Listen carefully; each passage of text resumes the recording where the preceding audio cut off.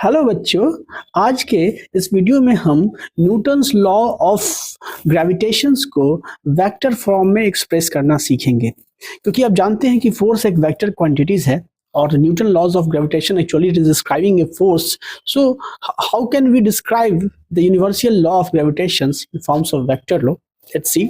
Suppose करिए कि हमारे पास क्या है, तो दो ऑब्जेक्ट है। ठीक है, मैं यहाँ बनाता हूँ, ये मेरा एक ऑब्जेक्ट है, ये m1 मास का है। ठीक है, और दूसरा एक ऑब्जेक्ट है जो यहाँ है। ठीक है, और इसका मास क्या है, m2 मास का है। ठीक है, अब क्या हो रहा है कि ये दो ऑब्जेक्ट क्या करेंगे, तो as per the universal laws of gravitation क्या एक दूसरे को अपनी ओर आकर्षित करने की कोशिश करेंगे, जिसका जो फोर्स का मैग्नीट्यूड है वो न्यूटन साहब ने दे रखा था कि द फोर्स जो ये लगाएंगे एक दूसरे के ऊपर, उसका मैग्नीट्यूड क्या होगा, force is equal to G mass of the first particle m1 mass of the second particle m2 g m1 m2 by the distance इनके बीच में जो होगा उसका स्क्वायर है। This is the magnitude of force that the two particle, मतलब जिस force से एक दूसरे को और अपनी ओर आकर्षित करेंगे।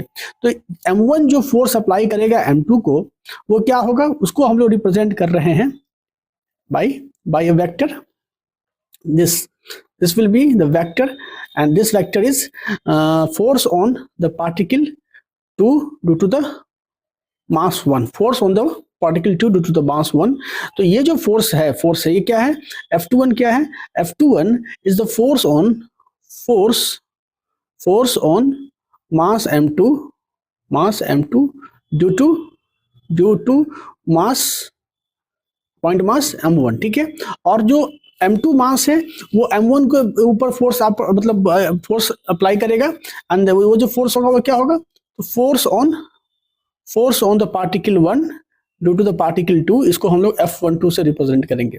तो ये जो दोनों फोर्सेस हैं, it will be along the line joining the two particle. ठीक है, ये मैं पेन से बना रहा हूं तो हो सकता है आपको अलग दिखे, बट द F12 और F21 ये जो दो फोर्सेस है, it will always be along the line joining the two particle. दो पार्टिकल के जो रेखाएं उनको जोड़ती है, तो ये दोनों जो फोर्सेस होंगे वो अलोंग द लाइन ज्वाइनिंग होंगे। ठीक है, तो अब देखो इस केस में क्या होता है कि we can express these forces in the vector form by using the concept of unit vector.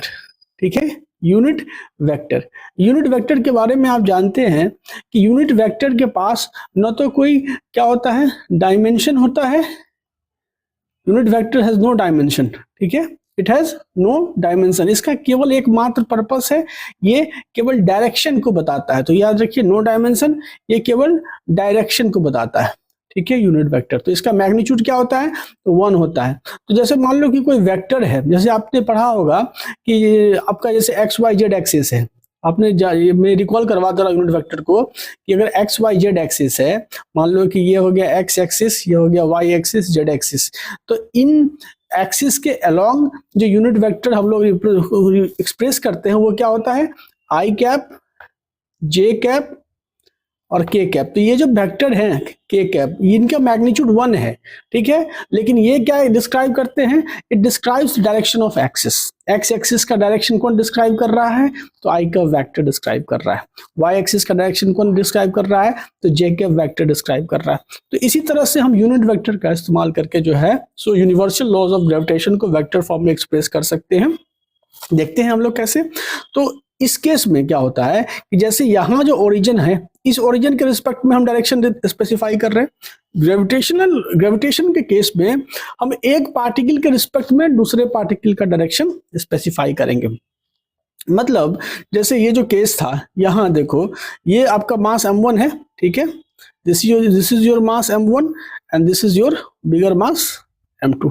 ठीक है, तो ये जो मास m1 है, ये मास m1 m2 पे जो फोर्स अप्लाई कर रहा है वो क्या है, ये फोर्स है, this is the force on mass m2 due to m1, इधर की ओर है।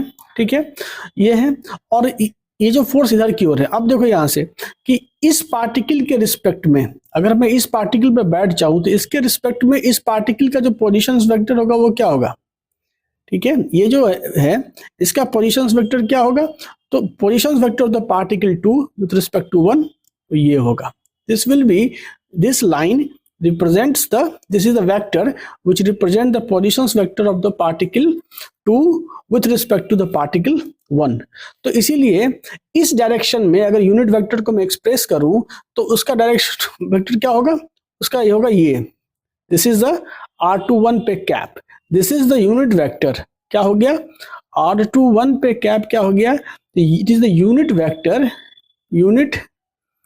Vector in direction of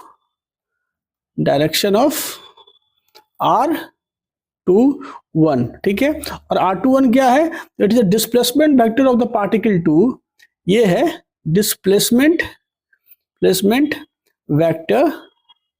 vector of particle 2, ठीक है, particle 2 with respect to particle 1, ठीक है। तो अब देखो जो फोर्स लग रहा है, ये जो F21 फोर्स है, जो पार्टिकल आप देख रहे हैं कि पार्टिकल 1 जो 2 पे फोर्स अप्लाई कर रहा है इस डायरेक्शन में, and this is the F21, तो क्या आप लिख सकते हो कि फोर्स जो F21 है, ठीक है, इसका वेक्टर फॉर्म, तो मैग्नीट्यूड तो पता है Gm1m2 बाई आर स्क्वायर, ठीक है। और देखो यहां से डायरेक्शन मुझे पता है R21 कैप का डायरेक्शन इधर है और फोर्स इधर लग रहा है, तो मैं इसलिए इसको माइनस ऑफ लिख सकता हूं R21 पे कैप। तो ये निगेटिव साइन क्या एक्सप्रेस कर रहा है, ये negative sign shows that the applied force is opposite to the direction of unit vector R21 cap, ठीक है। माइनस साइन क्या शो करता है कि applied force is opposite to the direction of the unit vector R21 cap, ये जो unit vector का direction है R21 कैप, इस डायरेक्शन के अपोजिट में फोर्स लग रहा है, ये माइनस साइन एक्सप्रेस कर रहा है, ठीक है। तो अब देखो आपको एक चीज और पता होना चाहिए कि जैसे R21 कैप है तो तुम R21 कैप को ऐसे लिख सकते हो, जैसे R21 unit vector in direction of R21 is equal to what, तो R21 वेक्टर बट्टा मॉड ऑफ R21, तभी इसका मैग्नीट्यूड क्या होगा 1 होगा, और ये जो वेक्टर होगा वो केवल डायरेक्शन को एक्सप्रेस करेगा। तो कई बार आप इस तरह का भी इक्वेशन देख सकते हैं, न्यूटन्स लॉ को जब एक्सप्रेस किया जाता है तो Gm1m2 बाई आर स्क्वायर और इंटू ये क्या हो जाता है, तो R21 वेक्टर और बाई यहां से क्या चीज, तो मैग्नीट्यूड ऑफ R21। तो ये जो आपका आर स्क्वायर है वो एक्चुअली में क्या है, ये R12 ही है, R21 ही है, ये क्या है, तो R21 पे ही स्क्वायर है। तो अल्टीमेटली आपको ये इक्वेशन क्या बन के आता है, minus of Gm1m2 by R21 पे Q, या R21 का मॉड पे Q ले लो और यहाँ पे ये R21 ऐसे बन के आता है इक्वेशन जो है सो। तो ये तो हो गया फोर्स ऑन 2 ड्यू टू 1 हो गया। अगर इसी केस में तुम, ये तो था कि फोर्स ऑन 1 के वजह से 2 पे क्या फोर्स लगा, अब यही सिनारियो अगर आपका ऐसा रहता कि ये मासेस ऐसे हैं, ठीक है, तो ये बड़ा वाला ये M1 मास है, ये M2 मास है, तो ये बड़ा वाला जो पार्टिकल है वो इस पे जो फोर्स अप्लाई करेगा वो क्या होगा, it will be along this force on mass 1 due to 2, ठीक है, force on mass 1 due to क्या होगा, force on mass 1 due to 2 इस डायरेक्शन में होगा, ठीक है।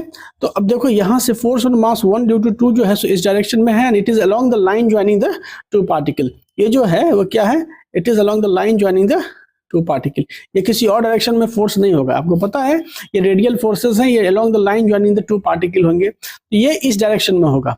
अब देखो यहाँ पे क्या चीज कि M2 के रिस्पेक्ट में M1 का जो पोजीशंस वेक्टर है वो क्या हो जाएगा, वो हो जाएगा इस वेक्टर से एक्सप्रेस होगा, this is the position vector of the particle 1 with respect to the 2, क्या है R12 क्या है, तो पोजीशन वेक्टर, पोजीशन या फिर डिस्प्लेसमेंट वेक्टर भी कह सकते हो, displacement vector of particle 1 with respect to particle 2, ठीक है।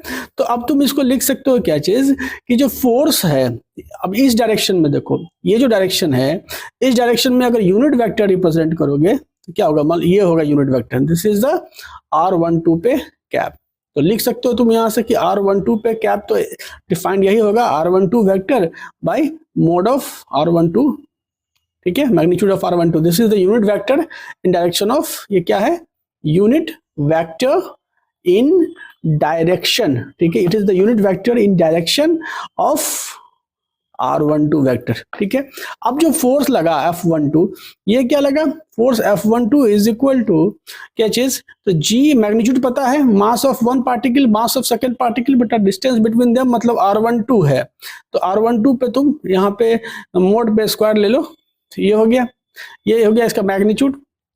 अब देखो यहाँ से फोर्स इधर है और r12 वेक्टर मेरा इस डायरेक्शन में लग रहा है, तो मेरा जो इस डायरेक्शन में है तो फोर्स अपोजिट डायरेक्शन में लग रहा है, तो इस अपोजिट डायरेक्शन को एक्सप्रेस करने के लिए मैं यहाँ ये लूंगा और यहाँ पे मैं r12 कैप यूज करूंगा।